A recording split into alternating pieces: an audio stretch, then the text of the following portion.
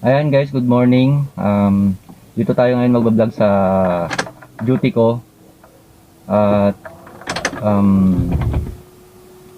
regarding po kasi ito dun sa tinakbo naming pasyente nung nakarang duty ko na dalawang estudyante. Bali tatlo po yan eh. Yung dalawa naging critical. Yung isa medyo tinamaan yung braso. So kailangan naming ipa-x-ray din ngayon yun. First time ko po kasing humingi ng tulong through Facebook. Ito po, panoorin niyo po yung ginawa naming video na on the spot at ipinost po sa Facebook. At ayun nga po, may mga tumugon naman. Ito, panoorin niyo po. Sige lang. Good morning po. Kayo po'y kuhan. Ngayon lang po namin gagawin to, kasama ko tong dalawang nurse ko, si Glyce at si Maan.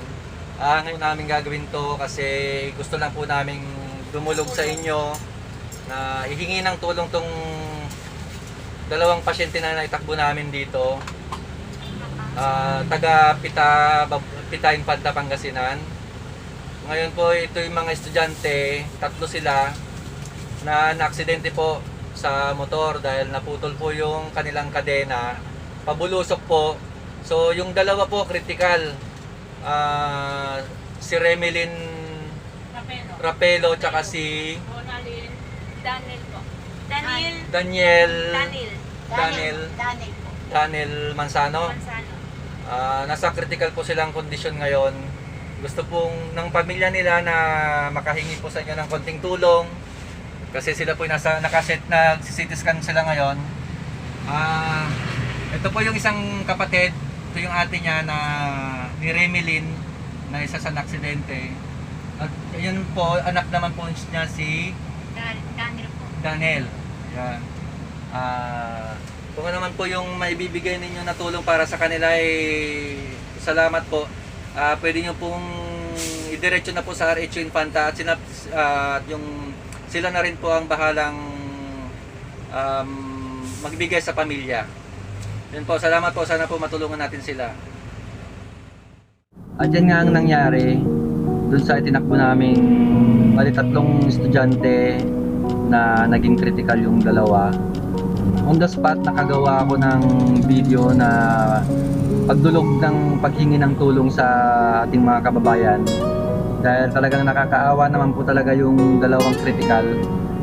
Yun po kasi yung kwento doon, bandang hapon pumunta silang nagtanim tapos naisipan nilang gawin yung module nila. So medyo umakyat sila sa mas mataas na parte ng pita. Doon nila isinagawa yung module nila dahil kahahanap po ng signal.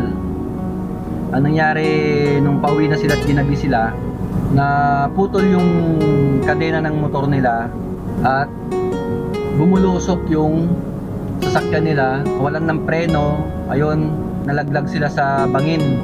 Mamaya malalaman natin, pupuntahan natin sa RHU para sa pamilya ng dalawang naaksidente. Bali tatlong naaksidente, magkapatid po kasi yung dalawang babae, si Remelin tsaka si Ronaldin. Tsaka yung si Daniel Mansano. Kasi sa totoo lang po, hindi ko po ito content eh. Hindi po ako nagko-content ng ganito sa trabaho ko. Kasi trabaho to eh. Nasa serbisyo publiko po tayo. Naaawa naman po kami ng dalawang kasama kong nurse noon.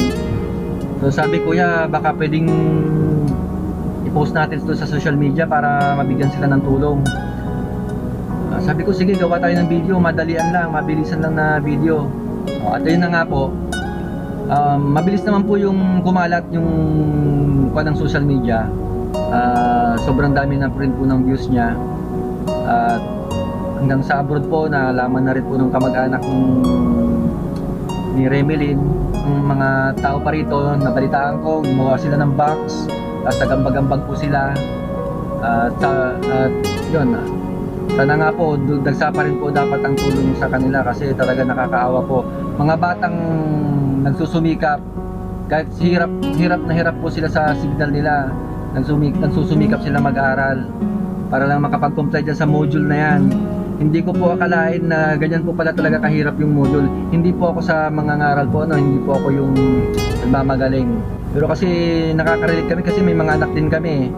Sa isang estudyante pa nga lang po sa nagmo-module, kailangan nila ng cellphone, kailangan ng data, bibili ka ng load mo para magkaroon ka ng data. Okay lang po yung iisang anak, okay lang po siguro yun. Tsaka okay lang po kung talagang kaya. Paano naman po yung hirap sa buhay? Kaya paano yung isang anak nga lang nahihirapan pa, lalo pag busy yung magulang, nanay, busy. Paano na kung yung anak mo ay 3, 4, 5? Sabay-sabay yan nagmo-module. Tsaka bigyan na rin po sana natin ng konsiderasyon yung mga lugar na hirap sa signal.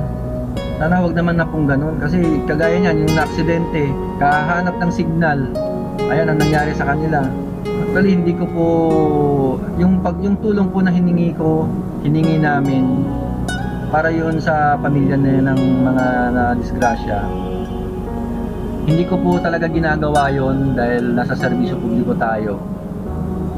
Kaya lang naaawa kami, tsaka talagang nasasaktan yung puso namin dahil may mga anak din kami. Paano kung sa anak namin nangyari yan? Sino na naman ang sisisihin dyan?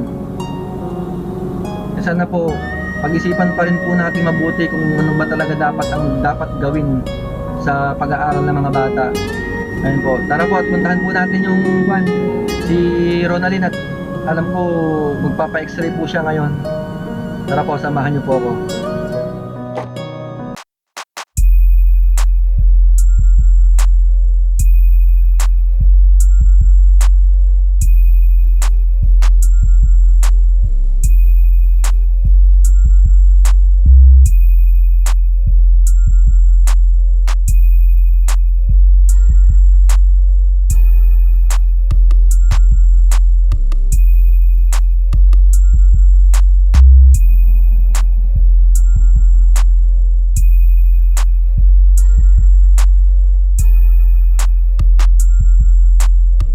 Nandito na po ako ngayon sa Aritz Infanta. At may update na po kami regarding po dun sa 3 batang aksidente, na yung 2 po ay naging critical na nasa Region 1 Dagupan ngayon. Ito po, tumawag po si Ma'am Maan kanina, na isa sa kasama ko sa naghatid. Ito po. Ma'am, anong nangyari dun sa update, ma'am? Bale po kasi mula nung hinatid po namin sila sa Region 1, lagi ko pong tinatawagan yung tatay ni Remelin, kinuha ko po yung number. Kaninang umaga, tinawagan ko na naman po, ang sumagot po yung tita nila. Ayun, good news po, gising na daw po silang 2 at nakakausap na.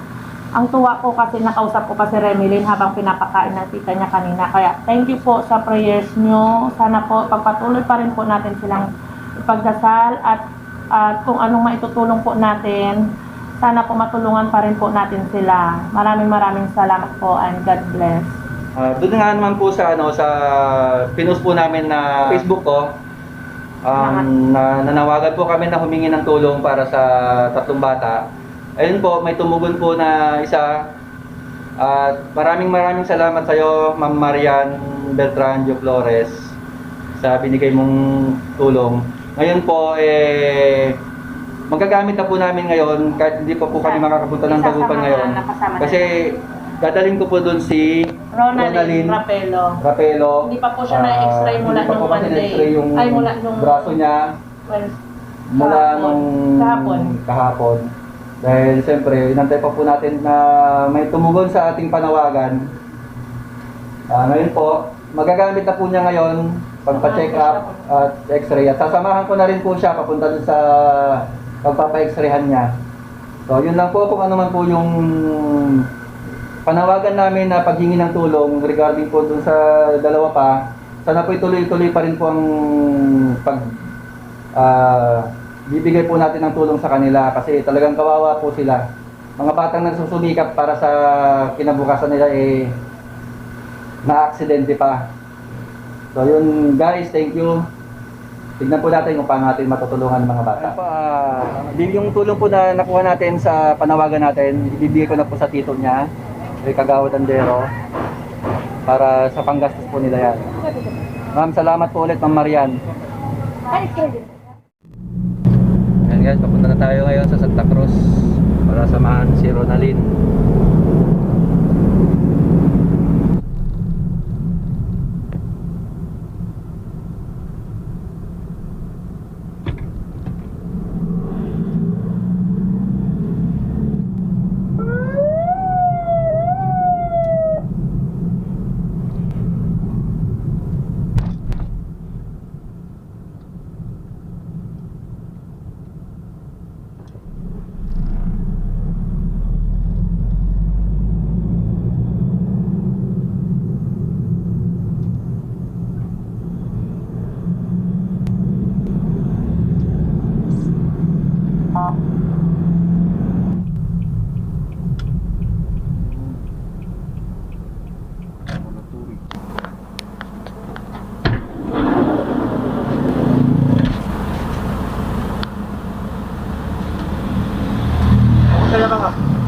Sige pala makamo kay kagawad.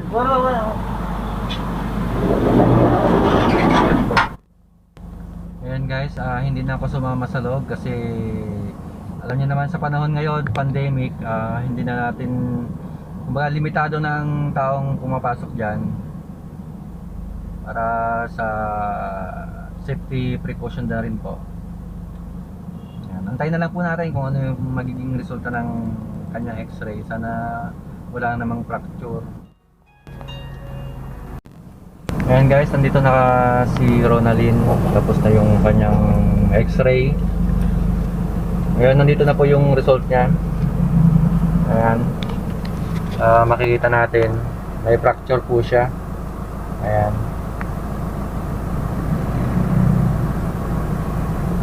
ito po.